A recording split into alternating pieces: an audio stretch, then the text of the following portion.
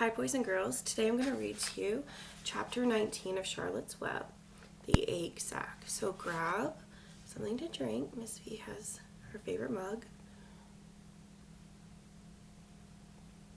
and some hot tea. So grab something to drink and grab a blanket to snuggle into, and let's start reading. Chapter 19, the egg sack.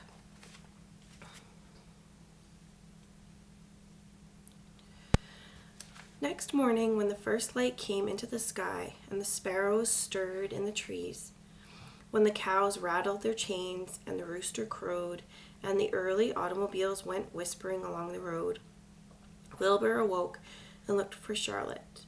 He saw her up overhead in a corner near the back of his pen. She was very quiet. Her 8 legs were spread wide. She seemed to have shrunk during the night. Next to her, attached to the ceiling, Wilbur saw a curious object. It was sort of a sack or cocoon. It was peach-colored and looked as though it were made of cotton candy. "Are you awake, Charlotte?" he said softly. "Yes," came the answer. "What is that nifty little thing? Did you make it?" "I did indeed," replied Charlotte in a weak voice. "Is that a plaything?" "Plaything? I should say not. It is my egg sack, my magma opus." "I don't know what a magma opus is," said Wilbur. "That's Latin," explained Charlotte. "It means great work. This egg sack is my great work, the finest thing I have ever made." "What's inside it?" asked Wilbur. "Eggs. 514 of them," she replied. 514, said Wilbur. "You're kidding." "No, I'm not. I counted them.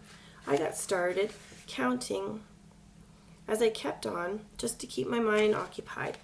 It is a perfectly beautiful egg sack," said Wilbur, feeling as happy as though he had constructed it himself. "Yes, it is pretty," replied Charlotte, patting the sack with her 2 front legs. "Anyway, I can't guarantee that it is strong. It is made out of the toughest material I have. It is also waterproof. The eggs are inside and will be warm and dry." "Charlotte," said Wilbur dreamily, "are you really going to have 514 children?"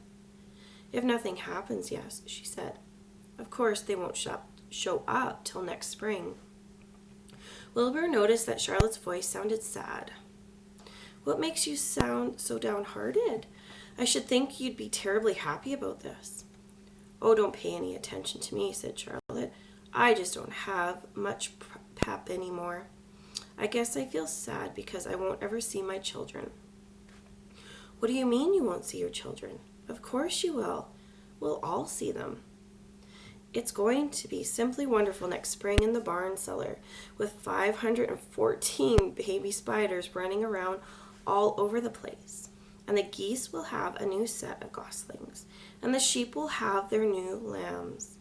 "Maybe," said Charlotte quietly. "However, I have a feeling I'm not going to see the rest of last night's efforts. I don't feel good at all. I think I'm languishing, to tell you the truth." Wilbur didn't understand the word languish, and he hated to bother Charlotte by asking her to explain. But he was so worried he felt he had to ask. "What does languishing mean?"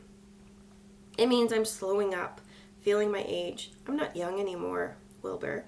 But I don't want you to worry about me. This is your big day today. Look at my web. Doesn't it show up well with the new dew on it?" Charlotte's web never looked more beautiful than it looked this morning. Each strand held dozens of bright drops of early morning dew. The light from the east struck it and made it all plain and clear. It was a perfect piece of designing and building. In another hour or 2, a steady stream of people would pass by, admiring it, reading it, and looking at Wilbur, and marveling at the miracle. Join me for part 2, Grade 2s.